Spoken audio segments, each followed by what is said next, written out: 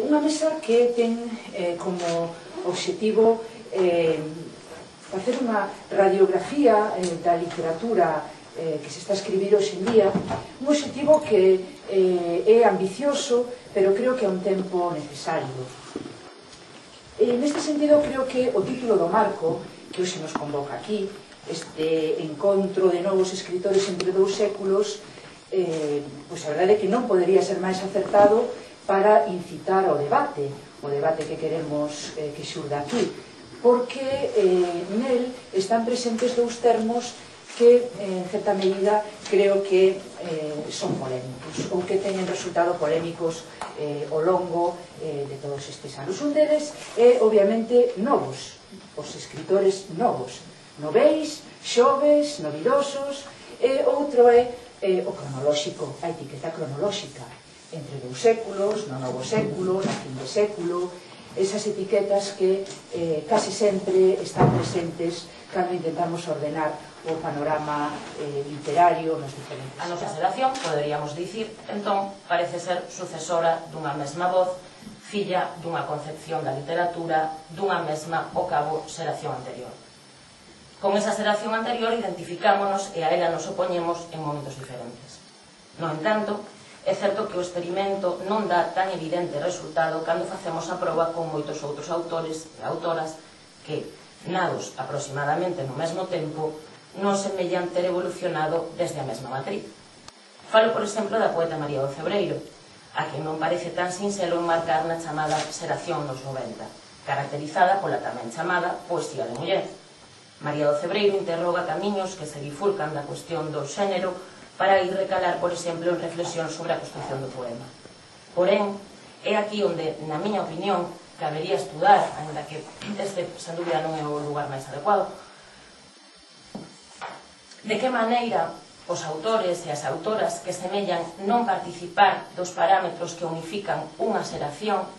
participan tamén dela ou seren, xunto cos autores máis paradigmáticos, debedores da mesma xeración anterior.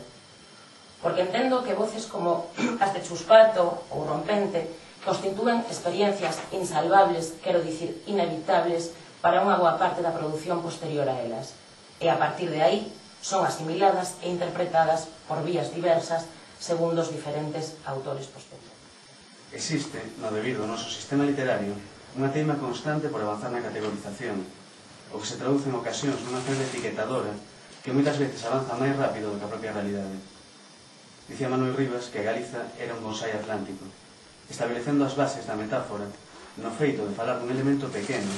que guardaba unha grande forza dentro de sí. Eu penso que o noso sistema literario sí que é un bonsai, pero non pola súa forza, que tamén a ten, senón porque se trata dunha árbore mutilada, controlada, a que sempre se tratou de marcar un camiño predeterminado. Os que se creen cuidadores do bonsai tremen ante calquera nova ponla, como se puidese estropear o traballo de anos ou afectar o crecemento das outras ponlas. Clasificar cada nova impulsión é o primeiro paso para seguir tendo a situación baixo control. As xeracións literarias sucédense a un ritmo vertixinoso e, curiosamente, a situación na que os novos e as novas a proclamaban como división co vello pasouse a das xeracións máis vellas erguéndoas en boa parte para poder localizarse a sí mesmos. No meu caso,